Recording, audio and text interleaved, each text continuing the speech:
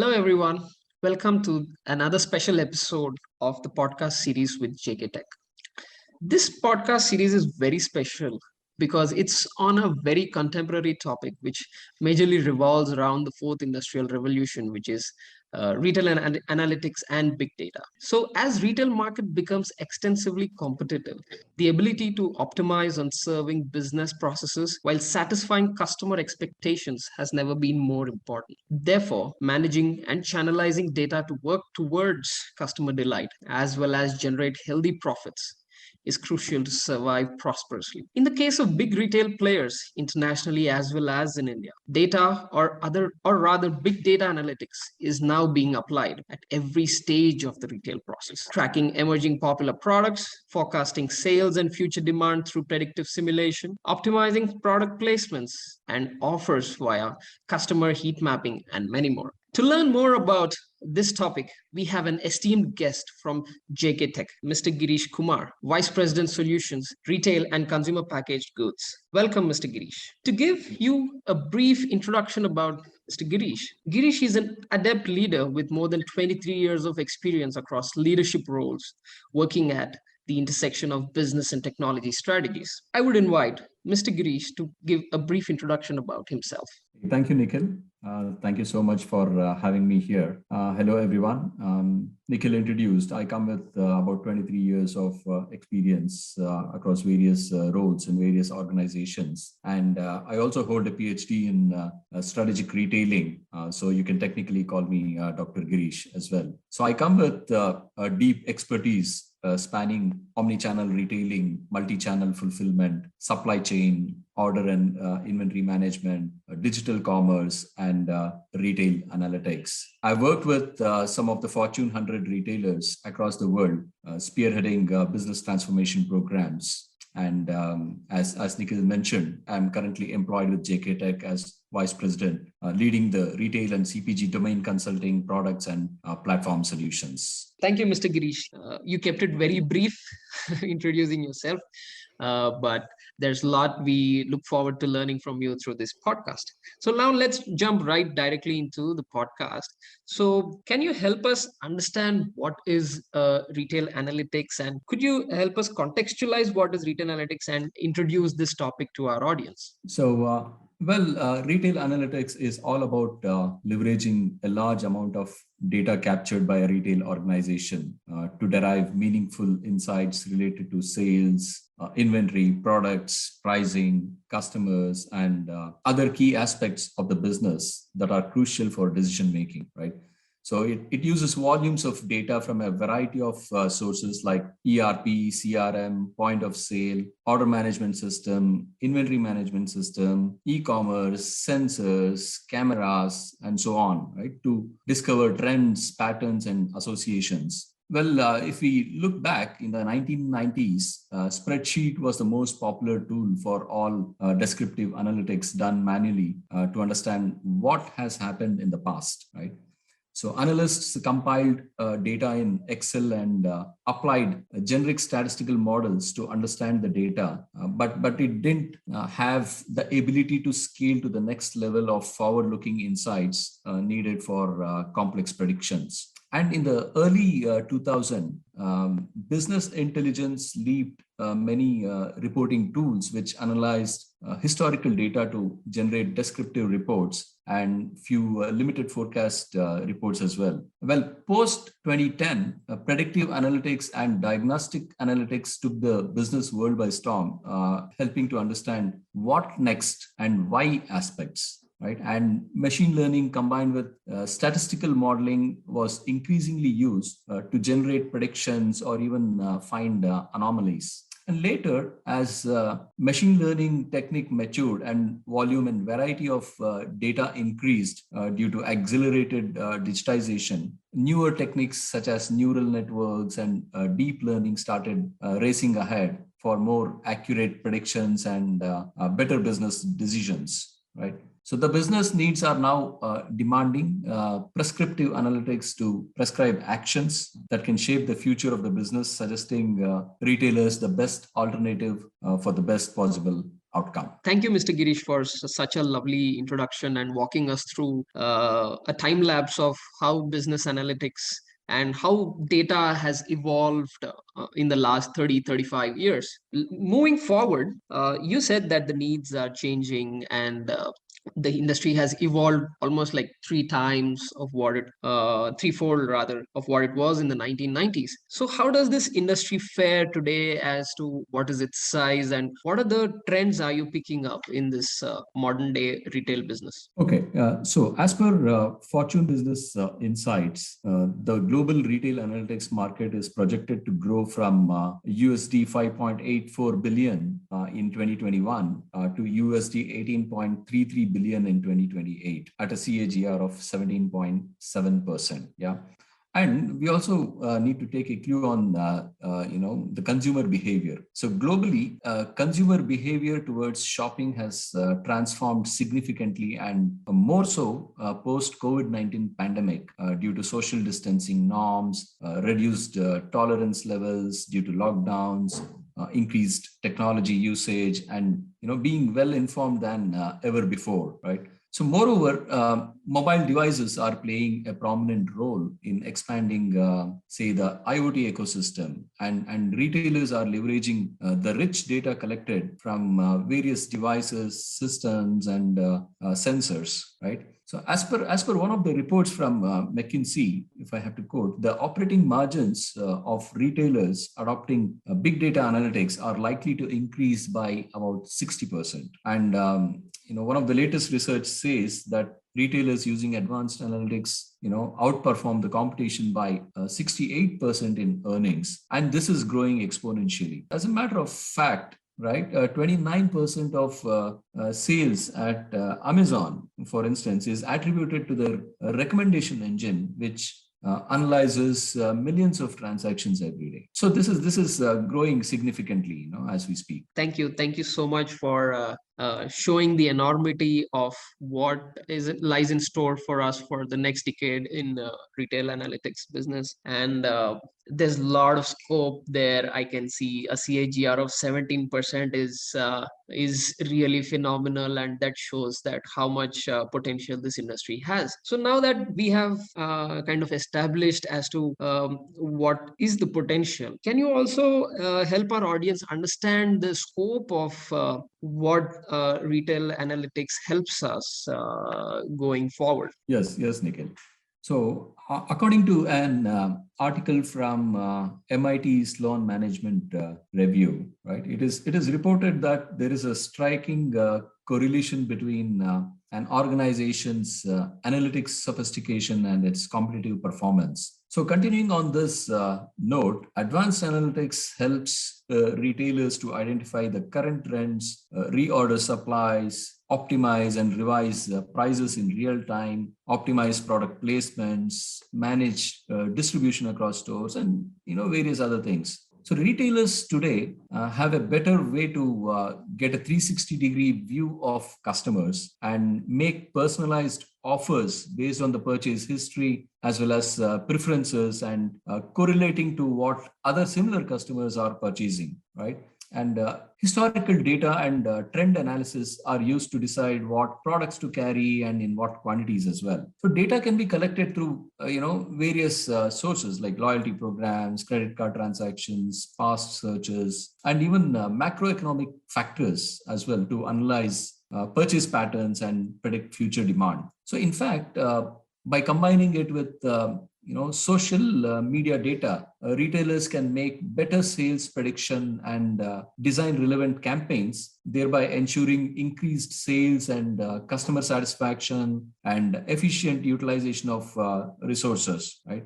And algorithms can analyze data extracted from social media and browsing trends to predict customer sentiments. So understanding and leveraging social media sentiments actually provides insights into customer behavior, right, and purchase intentions. So there is a wide scope, with respect to the retail industry when it comes to retail analytics. Thank you, Mr. Girish. So now I know if I search something on Google, why some ad on Facebook or Amazon comes to me. So you have given me my answer finally. Great. But also, let's dwell deeper into what is in store and how does this machine of retail analytics works, and what is the framework it works around. So, could you help us, our audience, all understand that what are the components involved in retail analytics, and what are the concepts, and what are the tools which retail analytics uses to kind of predict consumer behavior and also purchase intentions? Yeah, Nikhil. So I would say, retail business is complex with multiple correlations between factors like demand, price, inventory, product, assortment, competitors, consumer behavior, and so on and so forth. For example, analytics plays a vital role in determining an accurate demand and the best price for a product, right?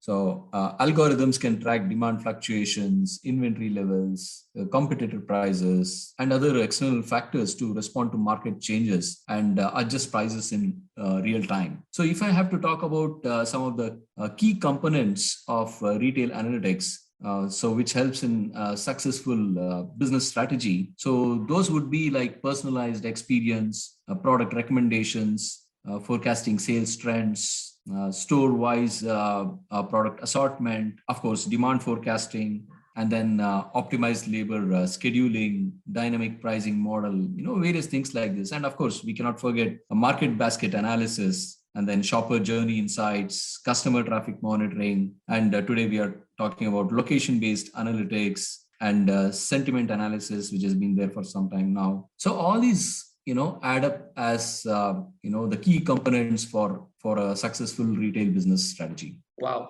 that's a lot of tools which you retail analytics uses, and it's a whole bouquet of components which are there. And I think it's a mixture of all of this which helps us come up with the right solution. So to also take things forward, now that you have illustrated to us the components, how does what is the framework of retail analytics, and how do all these fit into in the larger picture of business and supply chain management and so on? Yeah, well, talking about a framework, so for analytics, retailers can focus on, I would say, about four broad functions, right?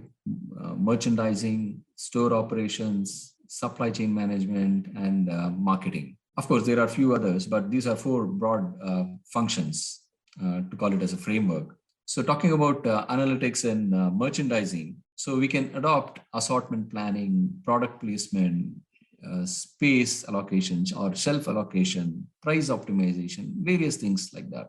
And talking about analytics and store operations, so we can adopt inventory management, workforce planning, shrinkage, so which is one of the pain points for retailers, tracking shopper journey, performance monitoring, and so on and so forth. Well, with respect to supply chain, so of course, demand planning, forecasting, supplier performance or vendor performance management, logistics management, various things, various aspects like this. And coming to analytics in marketing, so the key aspects would be like on promotions, campaign management, personalization, segmentation, targeting, and so on. So these would form a broader framework, I would say, for a retailer to adopt retail analytics in the organization. Wow, you made the whole topic very simple for us by bucketing them into four categories, and that really simplifies our understanding of how the retail analytics works around. So now that we have kind of pondered over about the the nitty-gritties of business analytics, I'm sure the industry also faces quite a lot of challenges, because when look going by the components and the framework, it is spread far and wide, and depth is also present in each of these categories. So what are the challenges do we face in, say, adopting business analytics into our businesses, and also on the technological front as well? So if I have to quote Forrester here, according to Forrester, though about 75% of the organizations want to be data driven, only close to about 30% are successful in driving analytics into actions. And a recent study has also revealed that more than 59% of organizations do not have all the information required for decision making. And the biggest obstacle to adopting analytics is the lack of know-how about using it to improve business performance. In other words, building the capability to appropriately interpret the data procured from a variety of sources to make informed business decisions is the key to success. However, many retailers still struggle to integrate information from multiple data sources. And of course, moreover, big data management and analysis come with their own set of challenges, right? Including the privacy and security issues. So there are a few challenges that need to be tackled, I would say. Great, great. And I'm sure that with growing technology and experts and knowledge base, I'm sure the industry will overcome these challenges sooner rather than later. So now that we are coming to the end of our podcast, how do you see the industry of, say, business analytics, and also how the industry is going to adopt business analytics going forward, and how do you see the future for this vertical? Yeah, Nikhil, analytics in the retail industry has evolved immensely in the last decade, leveraging newer technologies. And as technologies like AI, robots, AR, VR, IoT devices such as beacons, RFID, Wi-Fi devices, sensors, in-store drones, and even computer vision, all these create a connected world with vast stream data. This domain will have much greater potential for data-driven business decisions. And it can enhance a wide range of operations like tracking products across the supply chain, managing inventory, like I earlier said, proximity or location-based services, location-based marketing, and so on. For instance, drones could be employed to accurately manage stock in order to run the store more efficiently. And applications of computer vision and deep learning are likely to improve shopping experiences in the near future. So we are already seeing some of these in action with, say Amazon Go's just walkout implementation, for instance, right? So moreover, with prescriptive analytics, retailers can go beyond just predicting the future into determining the best option among the predicted outcomes, right? And take prescribed actions to realize the targeted goal. In fact, it can help in pushing the products with speed and accuracy, also with better assortment, efficient markdowns, and so on and so forth. So apart from historical transactions, retailers should also consider external factors like weather, local events, holidays, and so on, and leverage this prescriptive analytics for better business decisions. And last but not the least, as omnichannel is an imminent strategy for most retailers, omnichannel data integration, unifying online and offline data will be crucial to broadening the reach in terms of sales as well as brand awareness. So such an integration creates a customer-centric model, bridging the gap between in-store and online platforms, resulting in a seamless experience. So there's a wide opportunity and a lot of things that we can really do in this domain. Thank you so much. Great, great. It was, you kind of painted a whole canvas for our audience, and given an in-depth understanding about the dynamics of retail analytics and how it's helping businesses prosper, grow, and you've touched upon various aspects, even the tools which are being used as part of retail analytics. And it was great having a conversation with you, Mr. Girish, and I'm sure the audience will surely take back more than one point from this podcast, and I'll also tell our audience that please do visit JK Tech's website as well, and they do a lot of stuff in this domain. And there are some interesting case studies on their website, which will really help us understand how the whole the game of retail analytics plays out. And I'm sure you'll learn more from their website as well. Thank you, Mr. Girish. Well, thank you so much, Nikhil.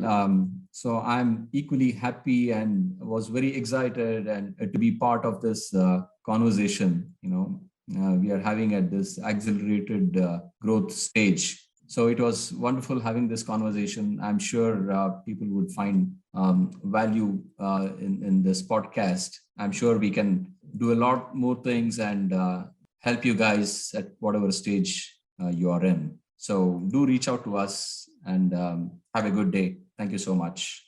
Thank you.